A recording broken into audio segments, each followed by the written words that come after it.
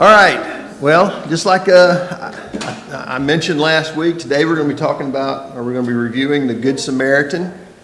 It's probably one of the, you know what? I'm getting ahead of myself. Before we begin, does anybody have any prayer requests? Nope. Well, please bow with me. Heavenly Father, we thank you so much for this beautiful day that you've given us and for the changes in the weather and the beautiful scenery that you've blessed us with, Father. Father, I thank you so much for the family we have here, the church family, and how we take care of each other and our relationships with each other and how we uplift each other, Father. Father, as we study this parable, I ask that you bring back to my memory the things that I studied to prepare for this class and help us, Lord, to learn something that we can use as we go through our daily lives. Pray that in your Son's holy name. Amen. Okay, back to my intro. The Good Samaritan. Even, I would say, even outside the church or even Christendom, it's probably one of the most recognizable things that folks know about the Bible, the Good Samaritan. You can say the Good Samaritan to just about anybody outside these walls, and they'll understand what you're talking about. They may not understand the biblical reference, and they may not know the parable. They certainly know what you're talking about. So, when I mentioned last week I was going to talk about the Good Samaritan, I will admit I had a moment of hesitation. I would say that this parable has probably been the most worked over parable that I have ever read in the New Testament. I'd say every preacher has spoke. Well, I guess most preachers will have spoke most of the Bible, but it is worked a lot. And I decided to go ahead and proceed with it because I think there's a lot of good lessons to learn in this, and I think it's good to go back and review stuff, even if it seems basic. Which there's nothing basic about the parables of Christ. Now, one thing I'm going to do differently today is I'm not going to get into a lot of the background, at least not at first. I may bring up some things later on. But this time, a little bit differently, I'm going to go ahead and just get into the lesson plan. So I'm going to be reading from Luke chapter 10, verses 25 through 37. I'm going to break it up a little bit. We're going to deal with a little bit we're going to discuss. I shouldn't say deal with. We're going to discuss a little bit at a time. And, excuse me. And I'll be reading from the English Standard Version. So starting in verse 25 of chapter 10 of Luke. And behold, a lawyer stood up to put him to the test, saying, "Teacher, what shall I do to inherit eternal life?" He said to him, "What is written in the law? How do you read it?" And he answered, "You shall love the Lord with all your heart and with all your strength and with all your mind, and your neighbor as yourself." And he said to him, "You have answered correctly. Do this and you will live."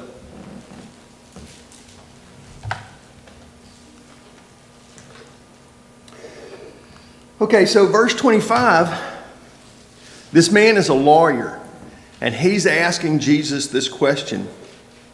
So why is it significant enough for Luke to mention that the man is a lawyer? What do you think about when you think about lawyers? He would have known the law. He would have known the law, should have known the law. He was a student of the law. He actually teaches the law, right? Because he's a lawyer. So, as an expert of the law, he should be able to speak on this subject, or at least on the law, with authority. Now, the language indicates that he's trying to trick Jesus. He says, tempt Jesus. Does somebody have a different version that says something different? Test Jesus. He was testing him. He wanted to see what he had to say. He wanted to put him into a difficult spot.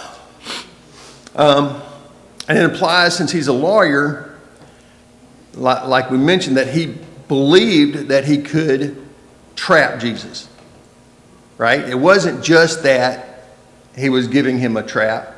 He believed he could talk Jesus into a corner. Now, Jesus had to deal with these people all the time, right? People were always testing him and tempting him. Question is, let me move to the next question. He calls Jesus teacher. Now, it doesn't say here what the attitude of the lawyer is, but what do you think? Do you think he's being sarcastic? Is he being respectful? Do you think it's something else? I would say sarcasm. Sarcasm. I would say that's pretty close. Have we found ourselves sometimes or been witness to other people having an argument or a discussion about something, and the first thing they try to do is put that person at ease? They want to compliment them. My opinion, this is just opinion, is that's what he's doing here. He's with other people. He's not by himself with Jesus. Doesn't seem to indicate that he is. And he's putting him at ease in order to start this conversation with him so that it'd be easier to trap him. Verse 36. Oh, wait a second. I'm still learning this technology stuff. So, this is a statement, not a question. And it's unusual for me not to lead in with a question, right? But this lawyer is asking Jesus a question that implies that at the very least, Jesus is teaching about eternal life. And that's very clear. And I know it sounds unusual to bring that up right now because it's clear that he believes in afterlife, or at least he believes that Jesus believes in afterlife. So we know there was one group of people who didn't believe in the afterlife. What group was that? That's right. It's the Sadducees. They did not believe in an afterlife. They believed that what is here is all there is to it.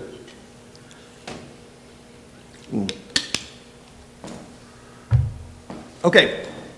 But as a lawyer, the questioner, the lawyer, should know the answer to this question. That's why in verse 27, Jesus asks him the question. Remember, verse 27, he says, I want to read it exactly. I'm sorry, verse 26. What is written in the law? How do you read it? That was verse 26. So he's asking the lawyer to tell Jesus, or to tell him, or to at least recite what it is that the law tells him. Now, in his answer, the lawyer's response, love God with your all, right? Love God with everything. All your power, all your strength, all your mind, and your neighbor as yourself. So where does he get that from? Where in the Old Testament is that? Does anybody know? Leviticus 19:18. That's one. Deuteronomy 6:5. Deuteronomy 6:5.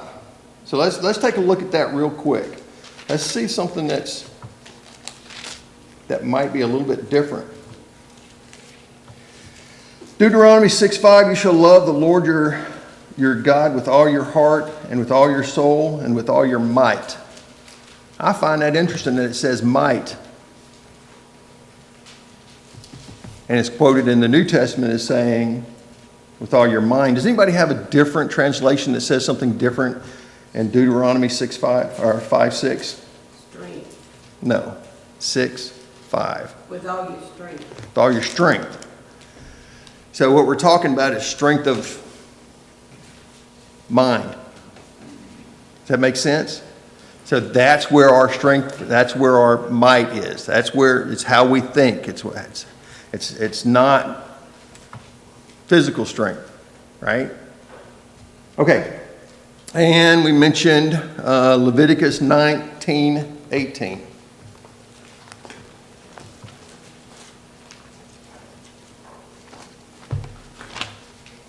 I should have marked these. Leviticus 19:18.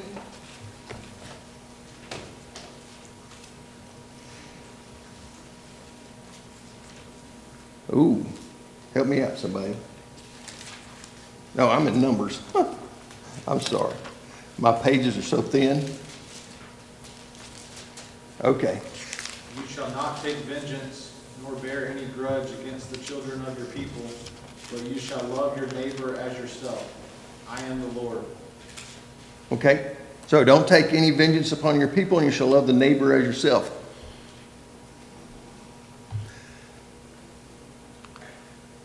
Now, Jesus confirmed the lawyer's answer and surprisingly just tells the man to do this and you will live.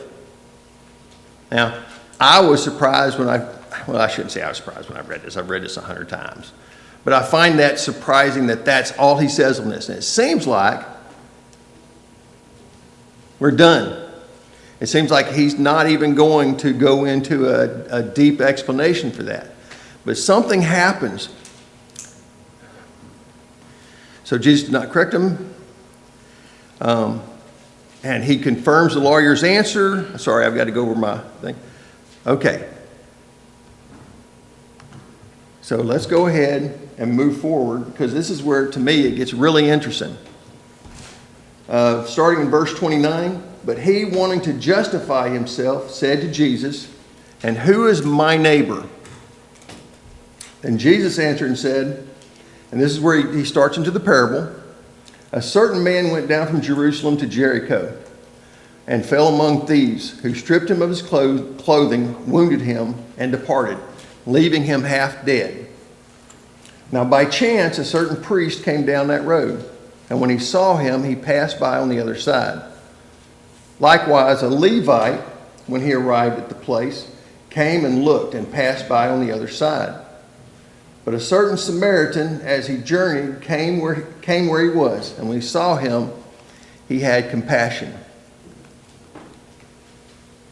So looking at Leviticus 19:18, what answer is the lawyer expecting, would you say? And I didn't think about this until I went back and read it a couple of times.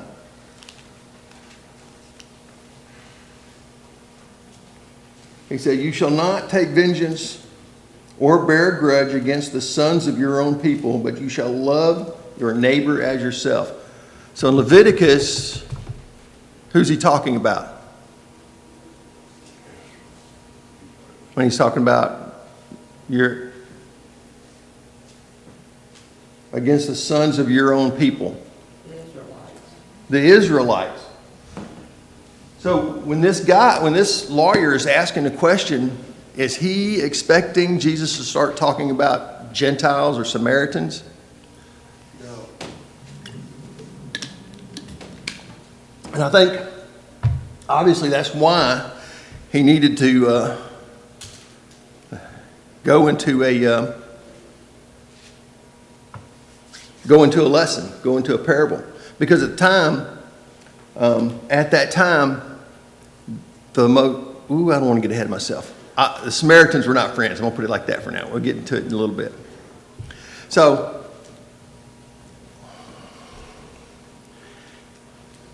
here,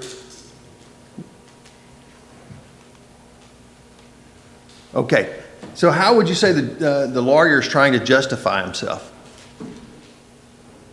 Because it makes a point to say that the lawyer was trying to justify himself. What does that mean? Well, he's already identified Jesus as a teacher. Even if there was maybe some sarcasm, maybe he was trying to trap or trick Jesus. But Jesus spoke with authority, did he not? So he spoke with authority. So when this lawyer was trying to justify himself, it sounds like he's trying to say, I got the right answer, right? He's trying to draw the light on himself, trying to make himself look good at a time when Jesus is trying to teach a lesson. Now, through the parable, Jesus is actually going to take him down a notch. I don't want to say it like that's bad. I'm just saying that he's going to bring some humility to this man.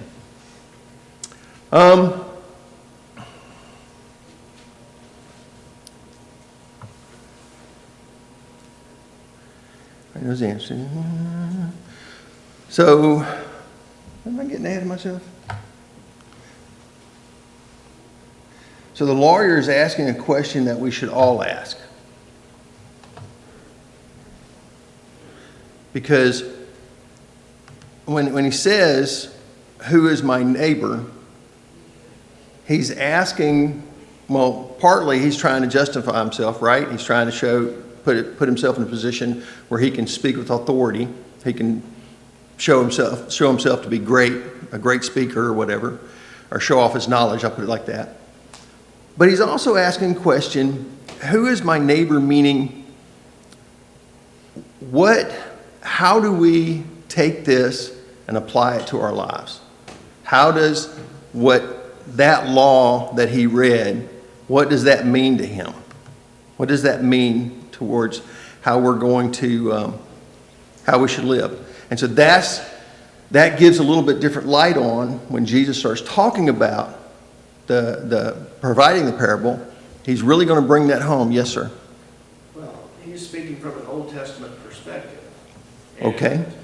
so when back then, when a Jew thought about that, they did not include Samaritans as their neighbors. And so he knew what the law said since he was a lawyer. Now, whether he lived it or not, I don't know. Okay.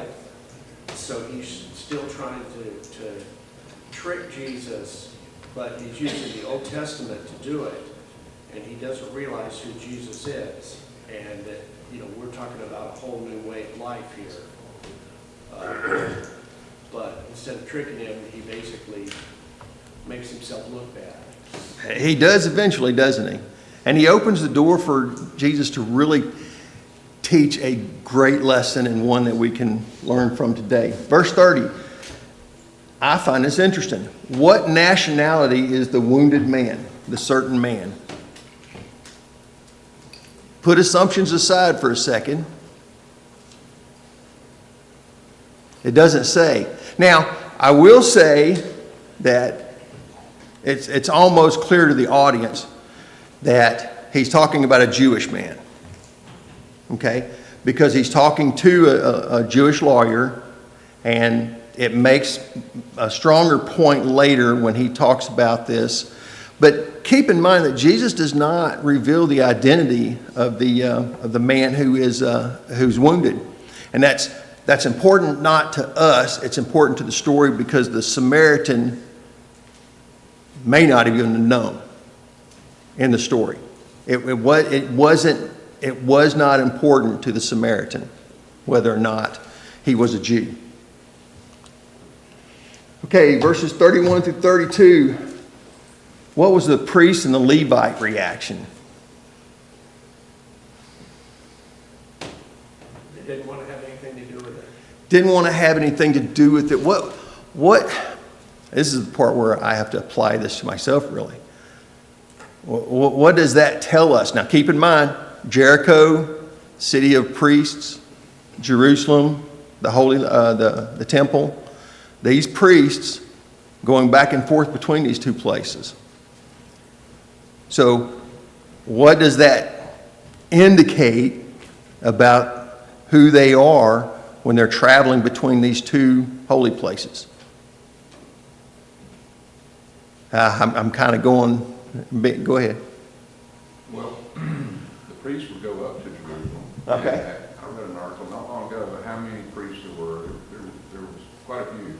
And you'd go up to Jerusalem when it was your turn to serve as a priest. And you would think, well, they're going up to Jerusalem, maybe they just didn't want to get dirty or whatever. But the reference here is they're coming down. It's kind of like an off-duty thing. And as they descend, they find it. But I don't think that's the big thing here. I mean, it's just their heart is the way I see it. It's just their what? Their heart. Their heart. Okay, that is what I was getting at. It's partly just their heart, but they go up to Jerusalem and they do the God stuff. They go to Jericho, they're around God's people also, and so they do the God stuff.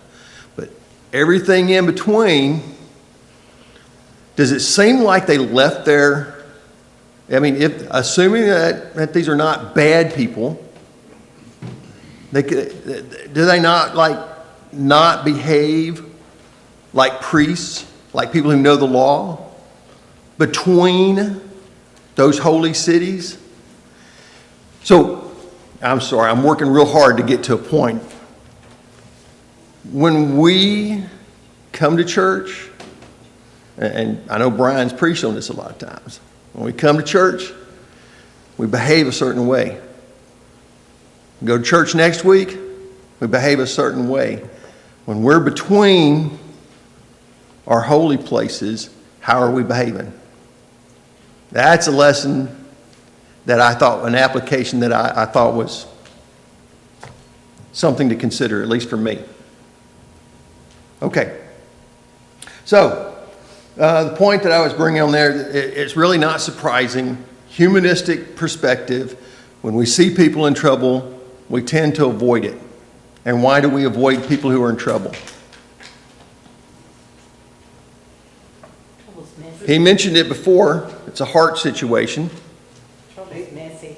Say again? Trouble's messy. That's the word. That's the word I was thinking about. Messy. Sometimes just, a guy's over there, he's in trouble. But if I go over there, I have to deal with that, and that's a tough thing to do. So, okay. So why is it surprising that the Samaritan stopped? Now I'm going to go back to assuming that the wounded man is Jewish.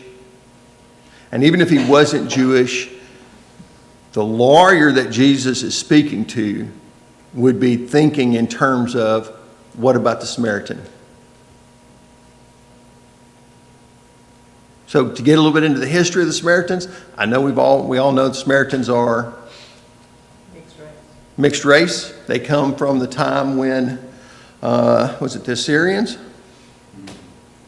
They took 20,000 or so Jews out of the northern kingdom of Israel, brought back 20,000 Gentiles. And the Samaritans obviously are the progeny of mixed races, mixed marriages between these people. Or intermarriage, that's the word I was looking for. So, what was the Jewish perception of a Samaritan? They didn't think they were, I don't know what you want to call it, pure blood Okay, Israelites. they're not real Israelites. They're not real Jews.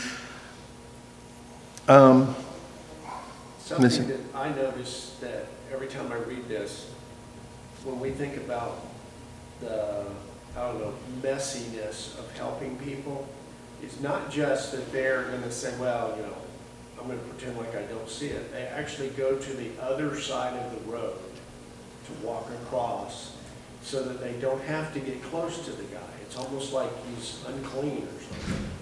And, let's face it, that's also something that we can do sometimes when we're not thinking about it the way that we should. Absolutely. Yes, sir, Harry. I was impressed, both of them, in Jesus' words, they passed by on the other side. Oh, They didn't want to be involved. right. They did not want to be involved. They passed by on the other side. And he describes them both exactly the same, exact same behavior. Yes, Brian. Well, I'm thinking about this parable, and of course, we've done many a class and sermon on this particular parable. And I agree, I do think there's a major point you could take out about helping people.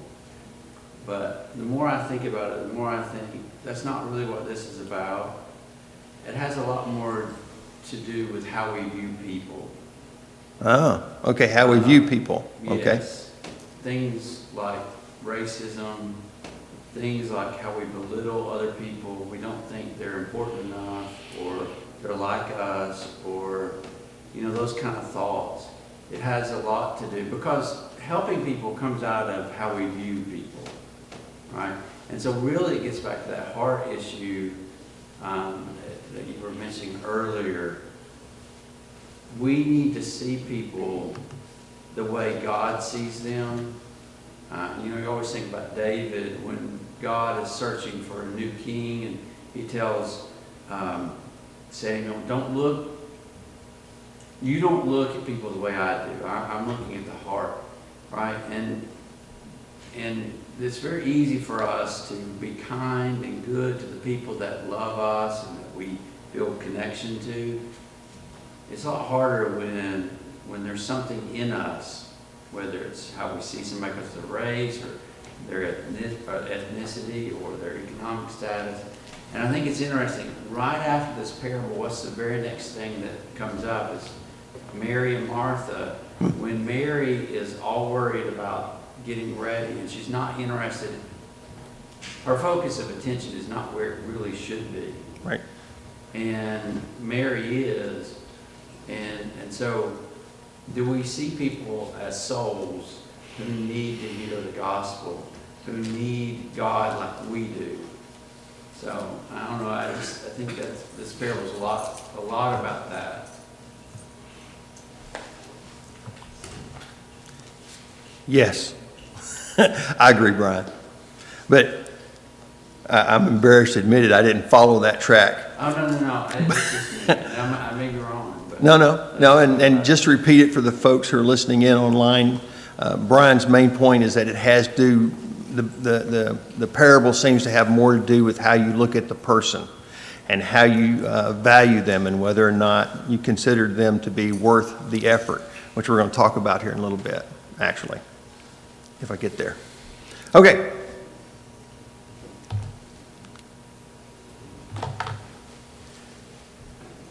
Starting in verse 34, returning to Luke chapter 10.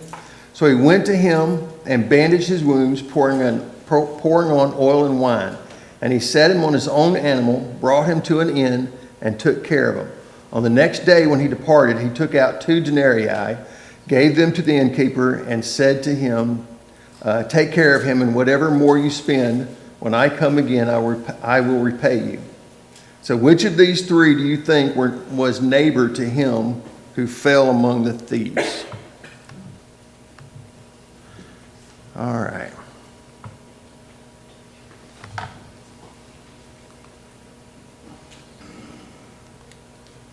So I'm a risk guy. I always look at risks. What risk did the Samaritan assume when he stopped to help this guy? He could get robbed. He could get robbed himself. He could be attacked. That road that between those 2 cities, according to Lewis Rushmore, was known as the Bloody Way because it was well known for being for being a dangerous path to travel, a dangerous road to travel. So the Samaritan would have known this. So that's the first thing that he took a risk on, is that it could be a setup. I mean, I know in the military, you see that happen a lot, where people will wound somebody and then leave them there so that somebody will stop and help them so that you can then take out that person. Could be an ambush. Yes, sir? Oh, you're just stretching, my bad. What else? What were the other risks that he took? Yes, sir? Investment risk. Investment risk. What'd you say? Time and money? Time and money. Okay. Even if he's not going to need those supplies that he used, right? The oil, the wine, the bandages, he's going to have to replace them. It cost him money, cost him something to get those. Might have been a barter, I don't know. But he's going to have to replace those. There's another risk, I think, that's subtle too. When he uses those things, is he going to have enough for himself? Because he's traveling, it seems to be, he's traveling by himself. So if he uses all those supplies to care for this person, then he's not going to have those supplies for himself, or at least he's going to have less. Now that gets back to the point that Brian was mentioning, which was value. Because he valued that man, because that man was important to him, he was willing to risk his own assets on that man. Yes, sir. He was also, I think he had a reputational risk too, because the Jews hated the Samaritans, but the Samaritans didn't like the Jews either. I didn't even think about that. And so there's a element where his people, right, could view him differently because here he is helping the Jews. Goes two ways. So, all right. He takes the man and puts him on his own beast. So, what does that mean for him? Because the beast can't carry both of them. He had to walk. He had to walk. So that's not in the risk category, unless you don't worry about him spraining an ankle, I don't know. But it goes in the category of what it cost him physically, thank you, to have to do that. He had to walk. Likely, he either covered the cost of the room for the man, or he had to share a room with the man. I would argue he probably shared a room with the man. Why would I say that? Says he took care of it. Says he took care of him. You think that was a quick thing? I'm going to get to this in a minute. I'm going to get a little bit ahead of myself here. How much money did he give? He left 2 days' wages. 2 days' wages.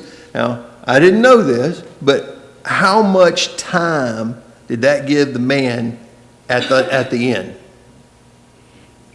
Now, I just thought, a couple of days because it's 2 days' wages, makes sense. But actually, it is 1/12 of a denarii is 1 day stay at the inn. So each denarii is approximately equal to 12 days worth of stay. Now, I'm not a denarii expert, and I'm not an inn expert. I'm going by what Lewis Rushmore put in there. Point is that I would say at least 2 weeks. He knew that this man was going to need a lot of recovery. And so when he's paying for 2 weeks, he's paying for what he believes is adequate time for the man to recover. So that tells you how bad off he was that night before and how much time and effort he had to spend to care for him.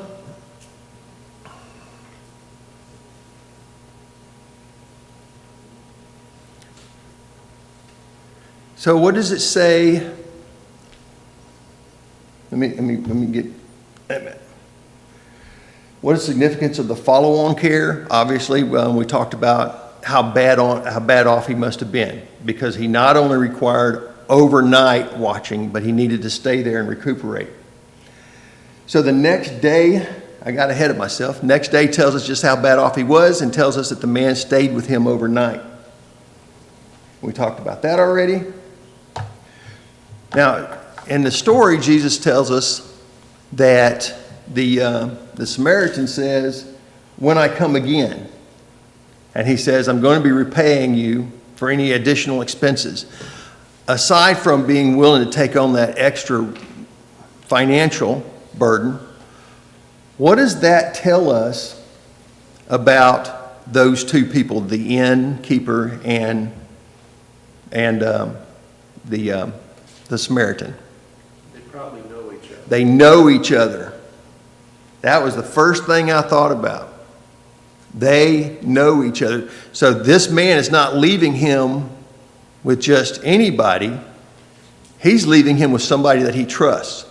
Now, there is a principle here because the man had to leave.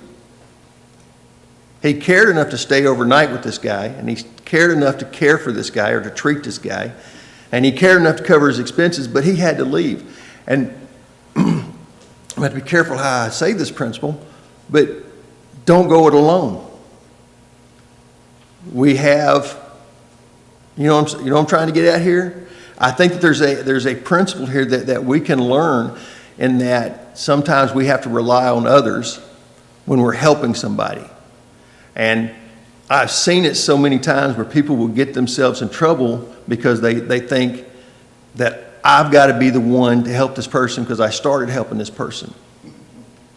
So you can share the burden.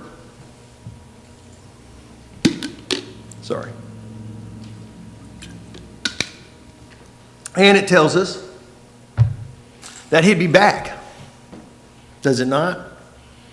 Obviously, he says, when I come back, we're gonna square up. We're gonna close out the books on this. So it's not something that is going to be, here you are, good luck, hope everything turns out for you. He actually cares enough about this man that he's going to come back and make sure, and he's going to cover the expense. Yes, sir.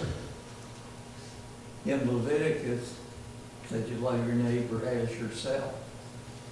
And then, as Jesus told the story, the Samaritan had compassion when he saw the man, and then Jesus used the word mercy. Had mercy on him. But then that go back to the heart.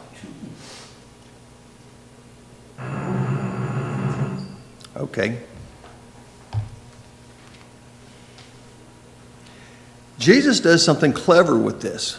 When he answers him, what does he do that's clever? And I didn't catch it the first time I read it. He wanted to know what the lawyer thought about which of the three was the neighbor. That is the lawyer is asking what question? Who's my neighbor? Who is my neighbor? Who do I need to treat like I love? Who do I need to love like I love myself? But that's not the question that Jesus asks, does it? Is it? Which of these three? Which of the three was the neighbor? The neighbor was not the guy who needed help in this story. I mean, we'll come back to that. But in this story, Jesus asks, who is the neighbor of the three?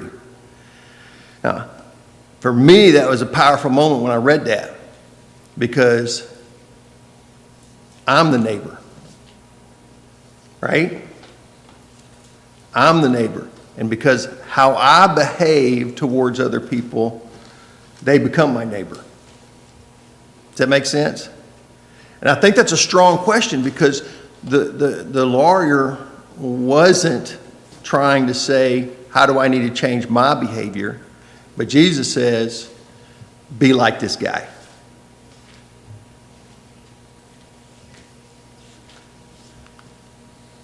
I think too. Go ahead, Brian.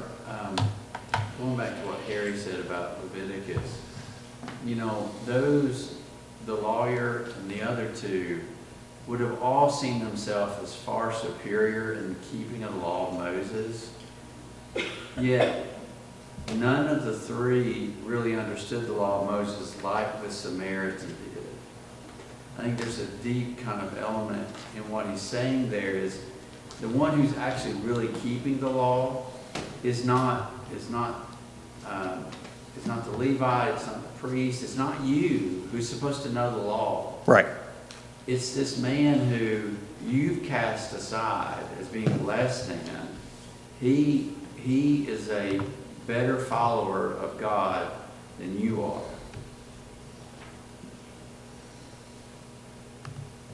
Right. And that does bring us to the last verse, which is what Jesus answers. Jesus answers him, and the lawyer answers Jesus' question about which of these three. He said, he who showed mercy on him. Then Jesus said to him, go and do likewise.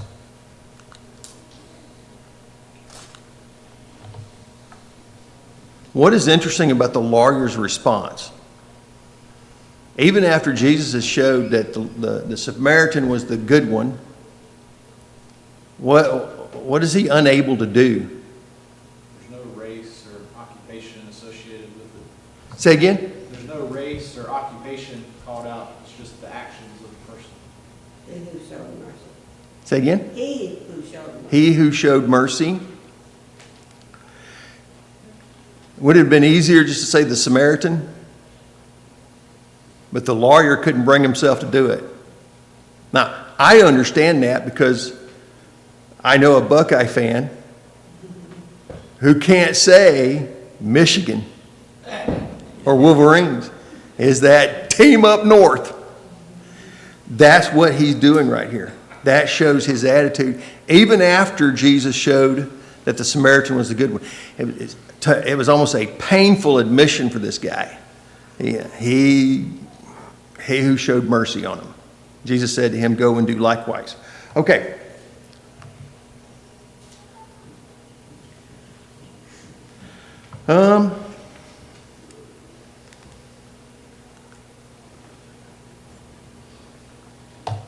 So Jesus again confirms his answer, and he tells him to go and do likewise.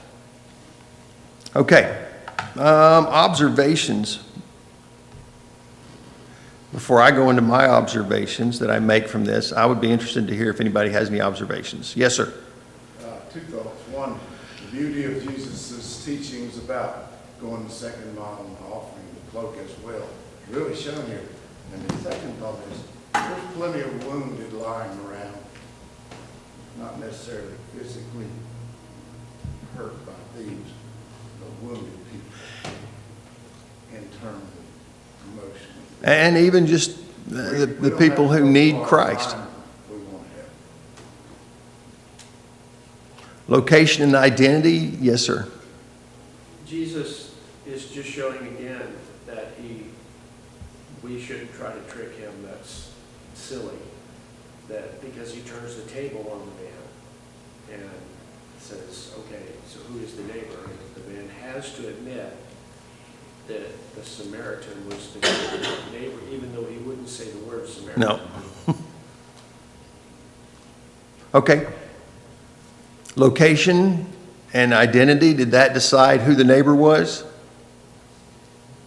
It was the Good Samaritan's heart, his behavior, the need of recognizing the need and the value of the wounded man. An important question isn't really who is my neighbor, but the question is, to whom am I a neighbor? It gets down to that. It gets down to the heart. It gets down to how you, like Brian said, how you value others. I'm going to say one last thing, I promise. The parable is only in Luke. Luke places this immediately after the 72 have returned, and Jesus is rejoicing.